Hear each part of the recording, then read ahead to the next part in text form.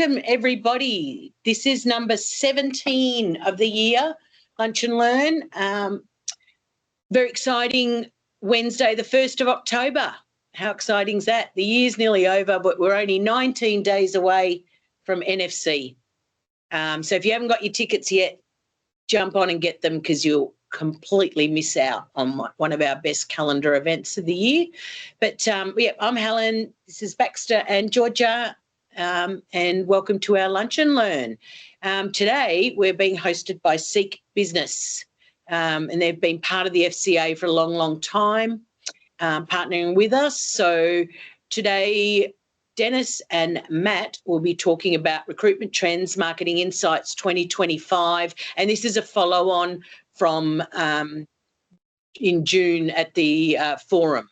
So new stats and data and insights. So I'm going to pass it on to Dennis now. Before I do, if you have questions along the way, please type them in the chat, and we'll get back to you like sort of 10 minutes before finish and answer all the questions then. That would be great. All right, over to you, Dennis. Cool. Thank you very much, Helen. Let's say firstly, hello to everyone today. It's really exciting for us to be once again sharing our insights from both Seek Business perspective and also a perspective from the employment marketplace as well too. So we're going to kick off with our slides now. So just give me 2 seconds. See, this was going to happen. I knew this would happen.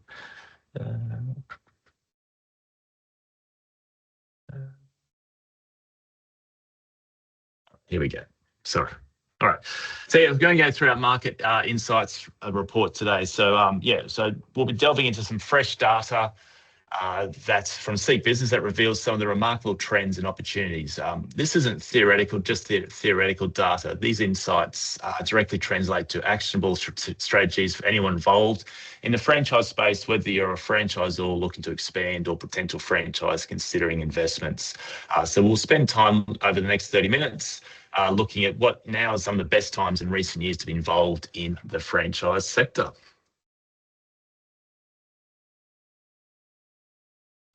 So we'll start by looking at the big picture. So the overall market momentum, what's driving the unprecedented interest in business ownership. Then we'll drill into the economic factors creating these favourable conditions, explore where the best geographic opportunities lie, and examine which industries are showing the strongest growth, analyse changing buyer behaviour, and finally tie it all together with some strategic recommendations that we can implement immediately. So let's start with the headline numbers, which should grab everyone's attention. So Seek Business, we saw a 19% increase in inquiries in FY25. That's substantial growth in any market, but here's the truly remarkable statistic. Business inquiries have tripled since 2019. Think about everything that's happened since 2019. We've had pandemics, we've had supply chain disruptions, inflation, interest rate rises. Yes, business interest ownership has tripled. This is just not about inquiries either. The data shows a direct correlation where every index point increase translates to approximately 3,000 new jobs, which means we're not just seeing speculative interest, we're seeing real business formation that creates real employment, which Matt will touch on a bit later as well. So what makes this growth even more impressive is its resilience. This isn't just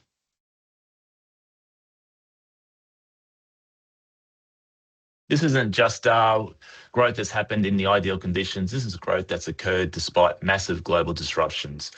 What we see is kind of sustained interest through uncertainty indicates a fundamental shift in how people view business ownership. It's no longer just an opportunistic decision. It's become a strategic career and investment choice for the franchise sector, which represents a massive opportunity because franchisees offer exactly what these resilient buyers are seeking, a proven business model with support systems. Now let's look at why this momentum is likely to continue, even accelerate. We're seeing a perfect storm of favourable economic conditions. The RBA has already cut rates twice this year with more expected. They did hold yesterday, but they reckon there may be another one for the end of the year. This directly impacts business acquisition by making financing more affordable. But it's not just about the lower rates. We're also seeing confidence in cost of living pressures beginning to ease. It improves household confidence and spending power. Additionally, property price growth is supporting overall investment confidence.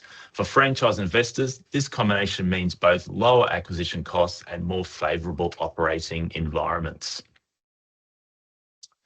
Now let's drill down to where these opportunities are strongest geographically. WA, Western Australia, is still leading the charge with 30% growth, driven by the strongest state economy and significant population growth. This creates a dual opportunity, both increased consumer demand and for potential franchisees. Victoria has shown a 20% growth despite the economic challenges we're facing here in Victoria, indicating the strength of population-driven demand. New South Wales remains steady, 17% growth with consistent metropolitan demand, while Queensland at 15% growth. We were temporarily impacted with a couple of weather events, both non-events and actual events but it actually does represent an opportunity in the state that recovers and rebuilds as well. But what's particularly interesting is the trend that we're seeing has major implications for franchise expansion. Regional markets are still actually outperforming our metropolitan markets, 20% versus 18% growth. Regional Queensland is showing exceptional growth of 47%, suggesting massive untapped potential. Among other metropolitan areas, Perth and Hobart are leading growth rates. For franchisors, this data suggests a significant opportunity in regional expansion, particularly in Queensland and WA. Many franchise systems focus heavily on metropolitan markets, but this data shows regional markets may offer less competition and higher growth potential. Now let's examine which industries are driving this growth, because this directly impacts franchise selection in the sector. Health and medical businesses have seen an explosion in growth, with the index reaching 350 points, driven primarily by the ageing population. This isn't a short-term trend, this is a long-term trend showing a demographic shift that will continue for decades. Aged care and retirement services are similarly positioned. What's particularly impressive is that even discretionary sectors like cafe, coffee restaurants are showing robust growth at 17%, with takeaway and casual dining at 14%. This suggests that despite the consumer caution, people are still positioning for the hospitality recovery. Some of the most interesting growth is coming from unexpected sectors. So news agencies, lottery, post offices are showing 35% growth. These are community-focused businesses that proved essential during disruptions. Building construction at 34% growth reflects infrastructure demand and the housing shortage, while business services at 31% shows that the business-to-business opportunity as business increasingly outsources non-core functions. And then automotive and marine at 25% represents essential services that people can't defer. For franchise systems, these sectors represent opportunities that may be less obvious to competitors but show strong fundamentals. What's particularly noteworthy is the resilience of consumer-facing businesses. Despite well-documented consumer caution around discretionary spending, we're seeing strong interest in the hospitality and retail franchises. This suggests buyers are taking a longer-term view, positioning themselves for the anticipated economic improvement. They're recognising that challenging times can actually present market share opportunities, particularly when backed by proven franchise systems with established operational support. This forward-thinking approach is exactly what successful franchise investors demonstrate. Probably one of the biggest parts from the franchise inquiry data is the investment pattern data has revealed a crucial insight about buyer behaviour. The highest growth in inquiries is for businesses valued at $3 million plus, showing a 49% growth. This scales down consistently. The higher the investment level, the stronger the growth. This isn't just about having more money available. It reflects buyers seeking established, proven business models rather than startup opportunities. For franchise systems, this suggests the market is rewarding proven concepts with strong unit economics, comprehensive training, and ongoing support systems. So what does this mean for franchises? So translating this data to franchise implications, we see buyers increasingly seeking established, proven business models rather than ground floor opportunities. The higher investment appetite indicates serious commitment. These aren't casual inquiries, but committed potential franchisees. Premium franchise opportunities are commanding the strongest interest, which means franchise systems should focus on demonstrating strong unit economics, proven ROI, and comprehensive support systems.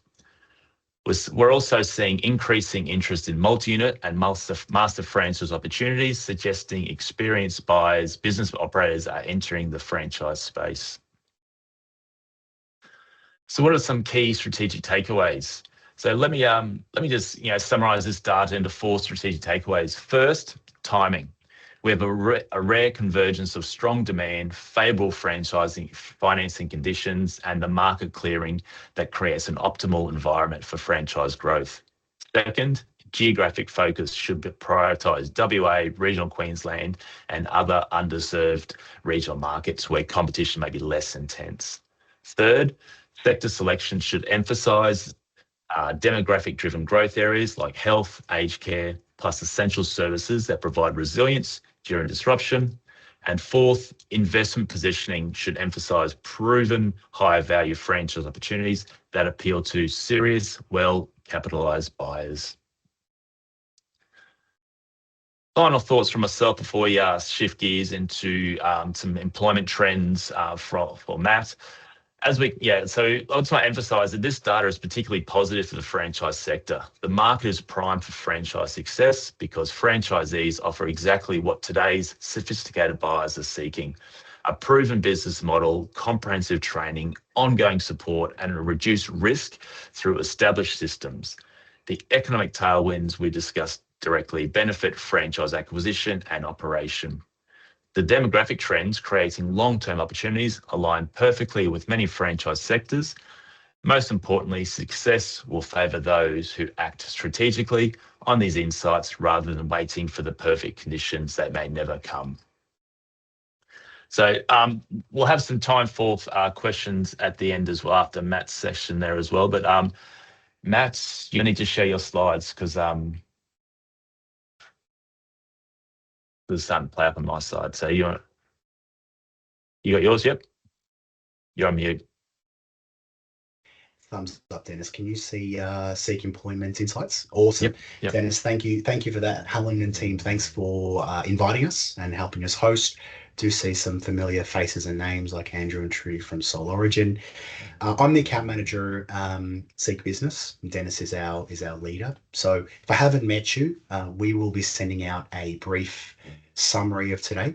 No need to take notes, obviously including our contact details, but I will summarize the reports, where to get them, because there is just so much information on the business side and the employment side that is easy to miss. But main takeaway there is, if you have any questions, please just give me a call.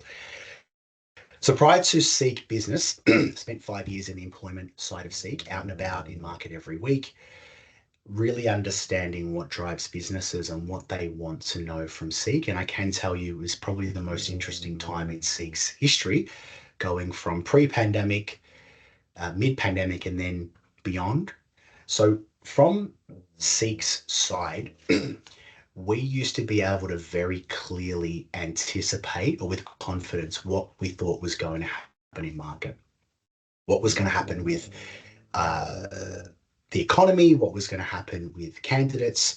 And when the pandemic came in, obviously mid-pandemic was up and down every single week. But even as we exited the pandemic, what we found is we needed to not only enhance the quality and richness of our reports, but also the frequency. And we moved from a model where we would forecast what was going to happen to start to partner with the businesses a lot more closely and focus on what the data is saying. So on Employment World, we have a quarterly report, just as we do in the business side, and it gives us a really good recap, along with all of the rich detail on what is happening with the employment, unemployment rate, Seek job percentages, but also it gives us a visual and an understanding of application rates and job ads. Now, it's a lot more simple than it appears. We probably have mystified why application rates go up and why candidates go up or down. But essentially, as you can see here, at any point throughout the year or any events, the number of ads and the number of applications have an inverse relationship. So when the number of ads go way up, as you can see that they did at some point during the pandemic, application rates go down. What that means is, or behind the scenes is, we have Seek Employment always has a very, very consistent number of candidates on the platform. That does not drive how many applications you will get. What drives applications going up or down are the number of job ads on platform. So when you see job ads going up, you have the same number of candidates applying for those jobs and application rates will drop. Candidate availability will go down. So really the best way to judge the difficulty on a broad sense of Seek Employment is really to understand at a baseline how many ads are on our platform on a trend basis. As you can see here, job ads are going down and have been going down, thank God, ever since the pandemic. And you can see, and there will be some outliers in industries and areas, but application rates have been going up. Now, this is, again, some of this is very rich data and I don't want people's eyes to be overloaded. We will send this, but I have highlighted on the left here, this is the quarterly report. Some of the key areas that customers I partner with would advertising, things like healthcare, education, hospitality, construction, so on and so forth. You can see most of them have dropped in terms of job ad percentages, which is a good thing. Not a bad thing, it's a good thing, but some have grown. So just like with Seek Business, we encourage our customers to reach out to us to get a sense of what the market is doing, whether it's a conversation or a report, to help give you to help you post strategically. So if, for example, there are a huge spike of job ads or business ads in Queensland, your expectations have to adapt to that. So key takeaway here is come to us for the data. Now, this is a very interesting piece of information that I saw that has changed rapidly. And I want to give people a key takeaway here. But what the pandemic did to the candidate world, of which we all fit into, whether we're active or not, is that when we analyze the work type, so casual, contract, full-time and part-time, one of the almost, I wouldn't use the word permanent, but a really consistent theme is that the percentage of people that want to work on contracts has gone down, and the percentage of people that are looking for part-time has gone up, and full-time as well. So what that probably means is that people are focusing on job security in a time of intense uncertainty. I'm hoping the pandemic doesn't happen again, but it has had an almost permanent and much quicker change in the needs and wants and desires on candidate world, which means that if you don't know what's happening in candidate world, or you think that the world is as it was in 2020, you're probably not in line with what candidates are doing. And we have that data. So come to us with any information. In terms of what Seek Business provides, Seek Employment, just like Seek Businesses, we can also go on the month-to-month level. We give great summaries on what's happening with job ads, on whether it was August versus the previous month or August versus the previous year. But you can see that for almost all of the industries, bar 1, 2, or 3, that the job ad percentages have gone down this time versus last year. And as I said before, that's a really great thing. You want job ad percentages to somewhat normalize from consecutive or 6 or 7 months of consecutive record-setting levels, because application rates will go up. But back to what I was saying earlier about our need to enhance the data that we can provide, we now have, and we have had for about a year now, advertised salary index to give our employers an understanding of what's happening per classification or per industry on a salary level, whether they've gone up, whether they've gone down, and it helps very much in the strategic thinking when posting. So if salaries are higher in a particular industry in Queensland as opposed to in Tasmania, it can very much help you having a thought process prior to posting. So we have this information. I will put it in the follow-up.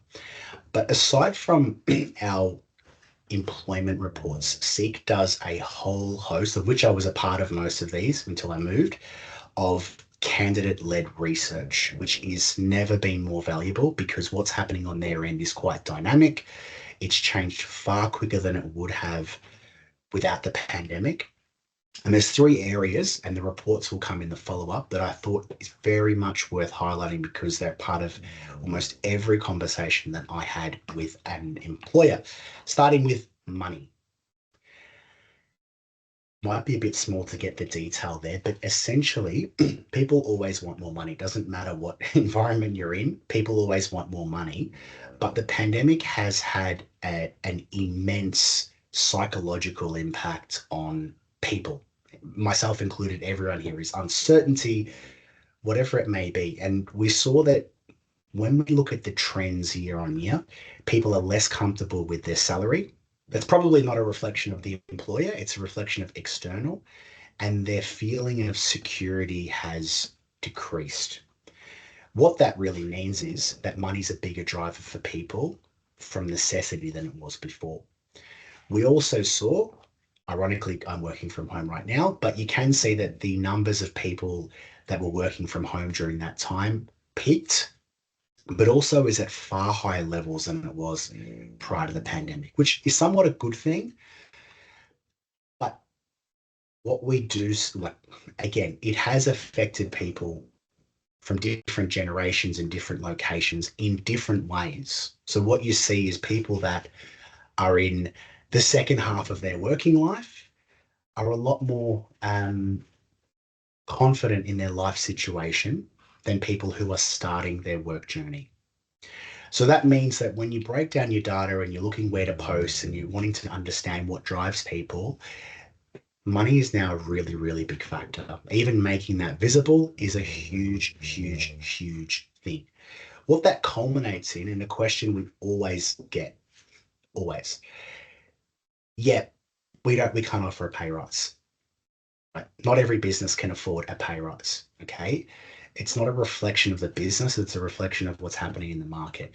So yes, money is fantastic, but there are things that people are going to consider, some in industries, some more so in industries than others, and we can break it down. But things like annual leave, reduced working hours, RDOs. So you can see here the top 4 or 5 are more around work-life balance. I've got 2 small kids myself. I can attest to the value of a business, offering me these things, but it's very easy to focus on, we don't offer the most money in the market. When I was out in market every single week, only 1% of employers could offer the most money. But it's interesting when you go deeper over what people really want, there are things out there that I can ensure you your businesses offer, and we can provide that level of detail. Flowing into happiness, very, very important. This is obviously this is detail, but I wanted to show people on the call that there isn't just one type of candidate. It's not just industry based. It's also generationally able to be broken down. Now, this detail is probably a bit too small for everyone on the call to see, but we've gone through Gen Z, Gen X, millennials, and baby boomers and asked them what makes them happiest at work, i.e., what's most likely to keep someone at a job.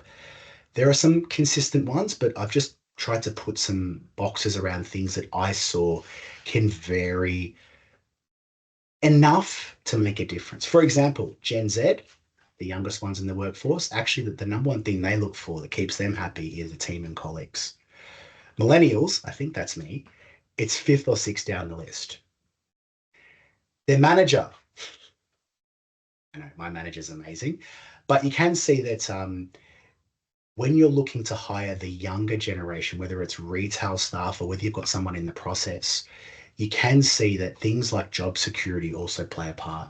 I'm a millennial as well. I've got a mortgage. I've got 2 kids. Job security is important. I don't be bouncing around and doing things. So what this really means is that the more you can rely on Seek data, the better.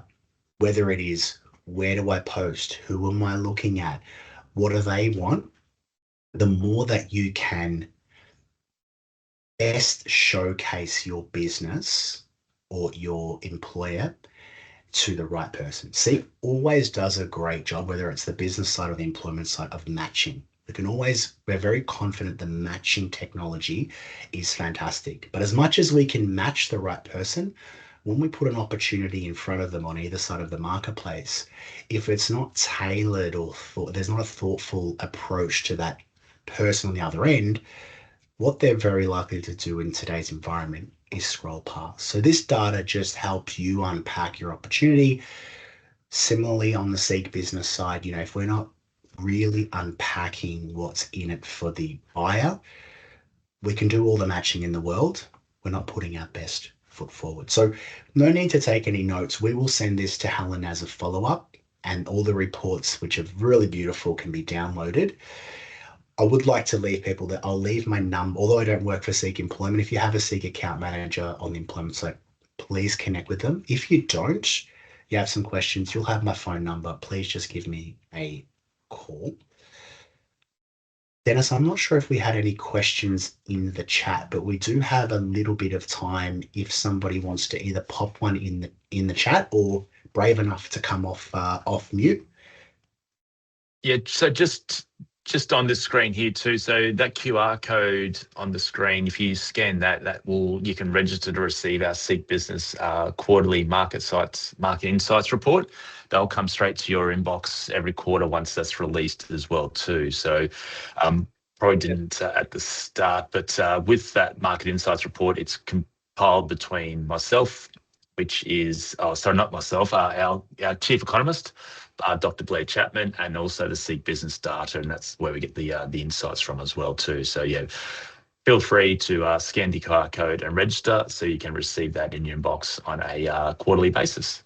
But yeah, now, any questions on either the Seek Business data or the Seek Employment data? We're more than happy to discuss, have a chat about that. But as Matt said, we will send out the data through Helen so you can have a look at it yourselves and read, and then obviously follow-up conversations and meetings as well too. So I don't know, Helen Baxter, is there any questions coming through, or? Does anyone? No questions in the chat yet. What questions have we got from those following on? I saw everyone glued to their screens reading. I think we did get one from Nick. Now, Nick, we can answer the question for both business and the employment side. The question is, and Dennis, I'll just ask it to you, what geographies are covered by the data? Yep, cool. So yeah, the geographies we look at is where the inquiries are being based on the businesses. So we very much have a capital city aspect, and we have a regional or a larger area aspect as well too. So say, for example, we look at WA, as you said, that it's quite a high growth area. We look at, that's broken into two areas: Greater Perth, which is the greater area of Perth, and then a regional WA perspective, which covers everything through there. And that's the same flow on through every other state in Australia as well too. So is that answer your question there, Nick? Excellent. Yep. And yeah. Great. Yep. Any other questions? All right, just on that. So also, Nick, if you sign up for the insights, that gives a breakdown of each location and a bit more data around which location, and takes that next level down as well too. So, or if you want some other information, feel free to reach out to myself or Matt. We can send through some specific data to you as well. Yeah. Anyone else?